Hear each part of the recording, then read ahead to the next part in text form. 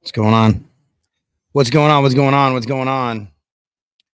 Impromptu at Women in HVACR. Really excited to be here. Very, very cool. Now, what you'll notice is, we're not going to hear a lot of, like usually you have headphones on, but we're just going to have a conversation. Okay. So, yeah. Let's do it. So, very cool. I'm here with Victoria Schaefer. And Victoria, why don't you introduce yourself? Who in the world are you? I'm somebody that loves conditioned air. That's who I am. This is my first time at the HVAC in Women's Conference right here in Dallas. I am the executive director of TACA, the Texas Air Conditioning Contractors Association, and have a long history with TACA. How did you get involved in the industry? I thought this is me interviewing you. I didn't realize that this is. It's both of us, right? Yeah. A conversation, right? By accident, like 15, 16 years ago, a buddy of mine got involved in HVAC and plumbing, and he kind of just brought a bunch of us all back like into the industry, which was like nuts. None of us had any HVAC experience, but he did really well. So the company that he went to go work for was one of the founding members of Nexstar. And so he was he's like, don't worry about it. You just come work for me and we will go ahead and, train you and all this kind of stuff. And they did. And he's been in the industry ever since. And I've been in the industry just shortly after he got involved. And, I have a master HVACR license. I've ran 6,000 calls. I've led teams. I've done it all. So I sit on the board with you guys. So Victoria, so tell me about this conference so far. Women in HVACR. I've seen a lot of people come and go. There's a lot of things happening.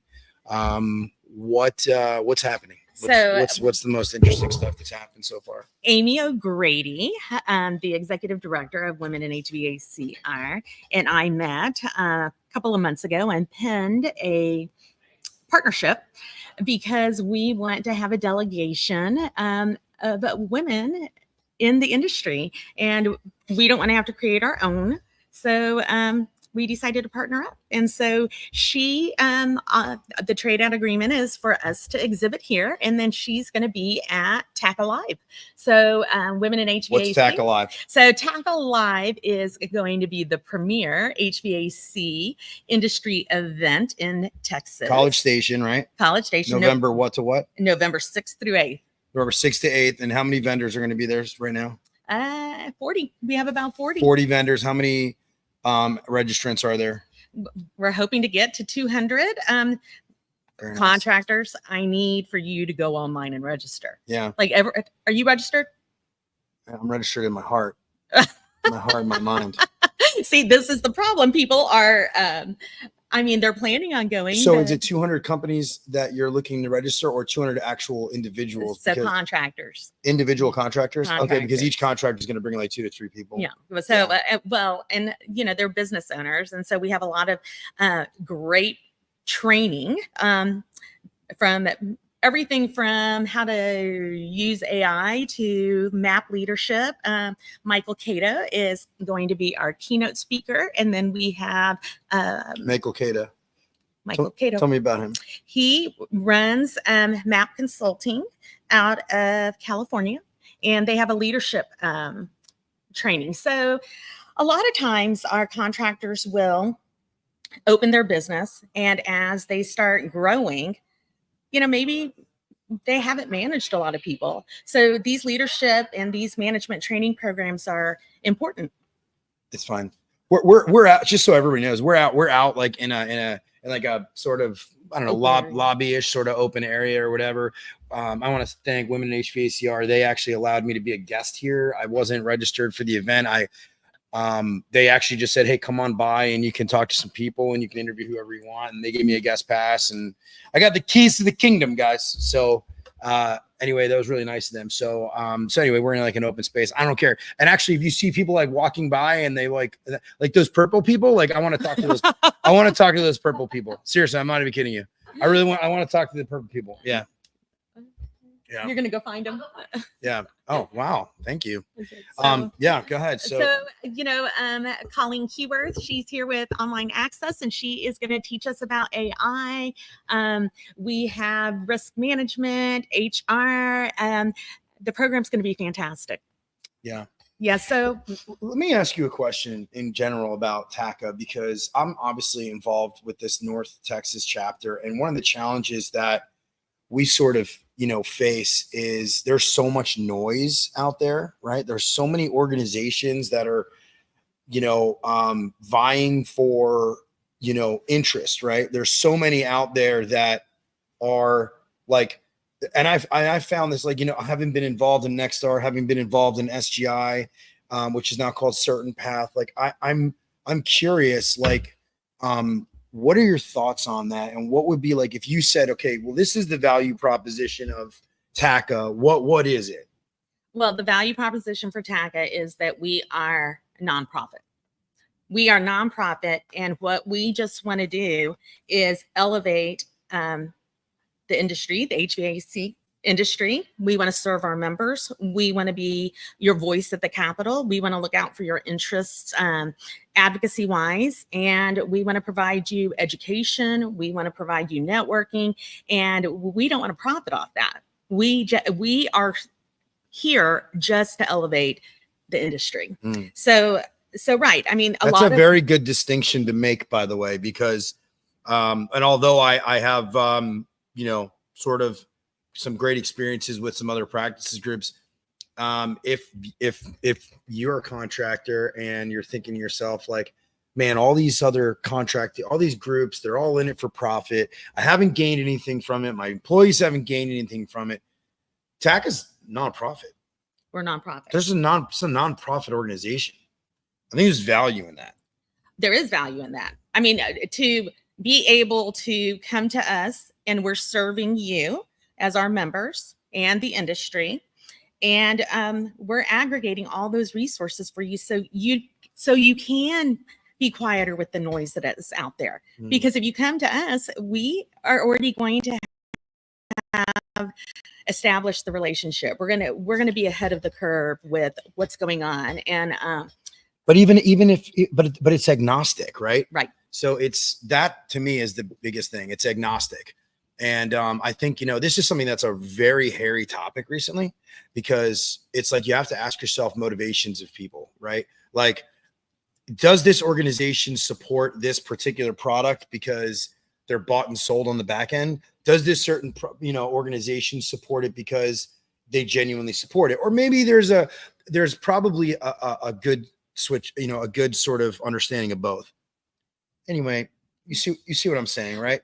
Like, it's good. So that's the value added proposition with TACA. Also, there's legislative help. Like, that was my big involvement in ACA up in the Northeast, was that there was legislative help. We got help from assemblymen, assemblywomen, Congress people. Like, we had this help. We had this in the back pocket, and it was, very important to us. So if you don't know, we have had the same lobbyist, Shannon Noble, serving our interests since 1996. She's our general counsel. She's our main lobbyist. She has served us so well at the Capitol. She keeps us, right there on top of all the legislation. So if you don't follow the advocacy, trust me, she is really, really good. And something I wanted to say, like, what do you get from being on the board? Nothing. I mean, in fact, I've probably spent more money than anything else, but I really don't get much of anything. Although I will say candidly, I'm training a class on Thursday this week, and I truly have a servant's mentality. Like, that is my actual, like, I truly go to a class or in front of my sales reps or service reps or whatever, and really have their best interest in mind, right? And obviously I've worked for for-profit companies. I do training and coaching on the side, so I get paid to do that stuff, right? But it truly comes from, like, from wanting to better people. I love when the light bulbs go off. That's So when the light bulbs pop on. That's my favorite. I mean, my leaders, my executive committee, very committed men and women too, on my board. But I'm going to tell you that their leadership just means so much. It just means so much, and they're volunteers. So servant heart, and I mean those leaders of mine. They talk to me every day.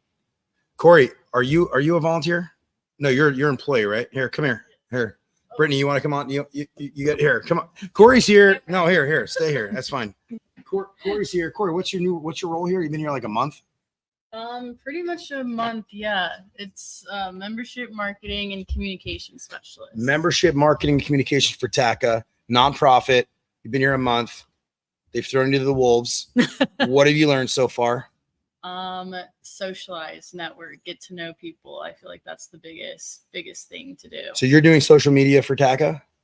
Yes. Okay, you need to get together. Uh-oh. I'm just, it's tough. Brittany, so you guys can't see, so come on, huddle in here. No, you're good. You're good. The chairs? Yeah. You gotta huddle in here. No, it's okay. So I'm really happy to be here because most of you guys actually don't know this. So I actually sit on the board for the Texas Air Conditioning Contractors Association for the North Texas chapter. Brittany over here is our executive director, and so Brittany, what's the hardest thing you've had to do so far? Had to adjust to microphones here. Sorry, no, you can stay there. So I will say local chapters are a one-man show. So we depend on folks like a one-woman show. I'll be a one-woman show. But having those servant leaders like Everett and other board members to help really drive the force makes a big difference for the chapter staff. So having active board members is very important. Active and supportive. Yeah. I think it's been a little bit of a challenge because this was it was a really great, successful, thriving chapter, right? And then it was a defunct chapter. And now we're building it back up. And now you've got to build awareness and everything else. And I'll say the same thing. Yeah. In my mind, I keep thinking, and your challenge is like, how do you differentiate yourself? Right. Mm-hmm. And what's the message? Because there are so many trades groups out there. There's so many associations and everybody's vying for, even downstairs, just look around. Certain paths here, BDR's here. Nexar is probably not here, but either way, or are they here? Is Nexar here? I didn't see them. I didn't see them. They are. But the difference is you can be a part of those groups and still be a part of TACA, and they serve two completely different. Well, we want to increase engagement. We want to increase engagement of, not just our members, but of the industry. And I think that maybe when the chapters were hurting, like if your chapter was hurting, we've got an excellent relationship now. And we're hoping to build that throughout Texas, and we're there. Brittany's here, we're here, Corey's here, and we love the North Texas chapter. All of the larger chapters are now fully staffed with very efficient, staff, and so we're looking forward to forging. Have you learned a lot together from talking to some of the other chapters? I imagine you have, right? Yeah, definitely. So last kind of question here. Two more things. One, can you tell your story? You want me to tell my story? I want you to tell your story about TACA. I think it's important. To hear. And then what I'm going to do is I'm going to snip it and I'm going to send that story out because I think it's really important. So this is my second time at TACA. I was at TACA from 2010 to 2015, and I worked with Todd McAllister, who was a very well-respected executive director at the time. One weekend, Todd went to the ACA conference, and when he came back, ACA had decided to disaffiliate all the chapters. So back then, I was working part-time. I have a disabled son, and I just really didn't have a provision to work full-time. But we were going to have to create affiliations with all the chapters, change our membership structure, a lot of work because ACA had decided to just drop us. And what was the reasoning for that, by the way? I never got a good reason for it. Like, so ACA, the large organization of the whole country, right, decided to drop Texas. All the chapters. All chapters, period. All Across the chapters country. across the country. So they're decentralizing it. So you could say that you were a part of the Air Conditioning Contractors of America or association. Well, TACA was established before ACA, so we got to keep our name, TACA. So back then, the leadership, I think they were just tired of having to deal with the chapters, and they felt like they held the value on that national level, and maybe there wasn't value at the Texas level or the local chapters. Everybody always feels like they hold the value, right? So North Texas, they feel like they hold the value. I feel like we hold pretty good value. As a membership, as as an association purist and a membership professional, I like to say that your membership is best accessed at all levels. So local, state, national. It's unfortunate. We're trying to So build what was that. their plan then? Was their plan to just have every chapter as a national chapter? I can't tell you strategically what that looks like, but my guess is they thought that we weren't going to be strong enough to succeed, and then they would come in and What year was this? 2014. 2014. The senior vice chairman of ACA at that point in time. Paul Stockman. Okay, but was it right before that? Wasn't it Bobby Ring? I don't know. Okay. I mean, I only Or knew right Paul. after that because I was in a very strong chapter and it was in 2014 and I had no idea that the chapters were like then cut off from the larger organization. I had no idea. Well, I think there's still a lot of confusion. There's still a lot of confusion on. You want to know something, Everett? ACA asked us because their representative got sick, and they asked us today if we would staff their booth with their collateral. Today, here at this conference. Wow, that's pretty neat. Very cool. Okay. We're gonna okay. So long story short, you made your way back. I made my way back. You made your way back and you love every second of it. You know what? I love my job and I love this membership. So I left to work for other memberships, but this membership's my favorite. We're talking of everything from a small, mom and pop shop all the way up to these really big companies. This industry is so important. I say it all the time.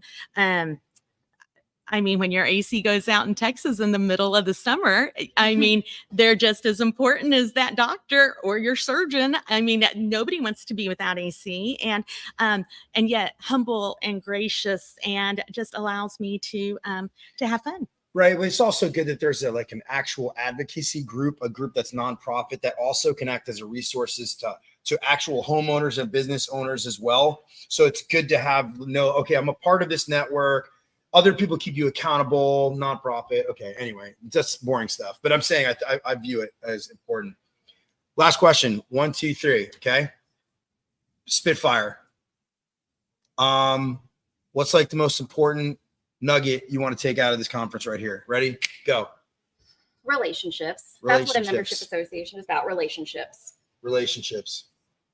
She kind of took mine. Relationships. It's okay. It can be the same thing. Connections, relationships. I mean, whoa. Well, what's the difference really? Right?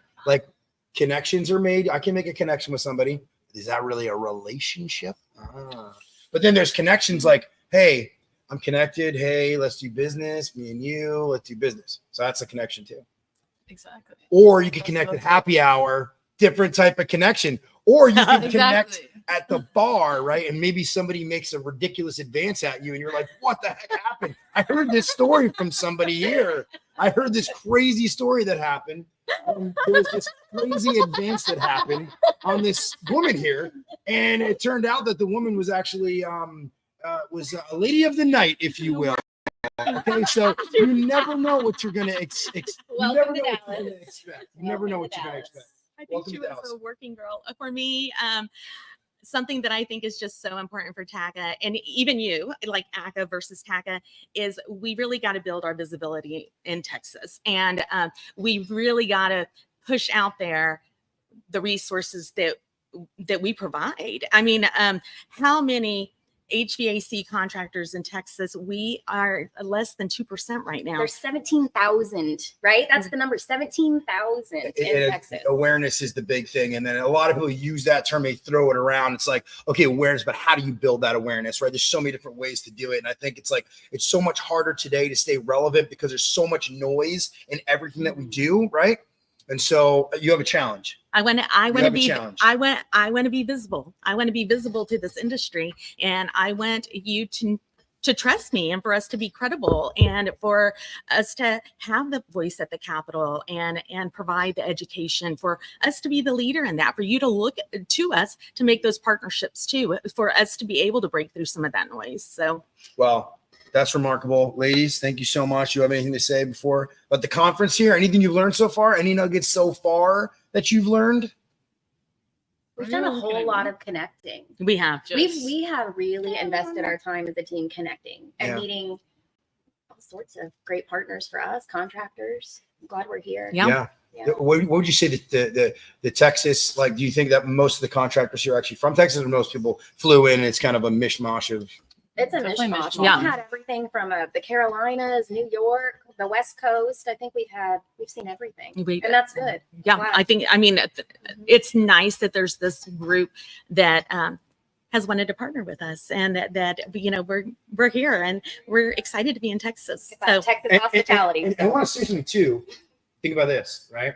We're at a Women in HVACR conference. You guys are all in the HVAC world, and I'm the only male here.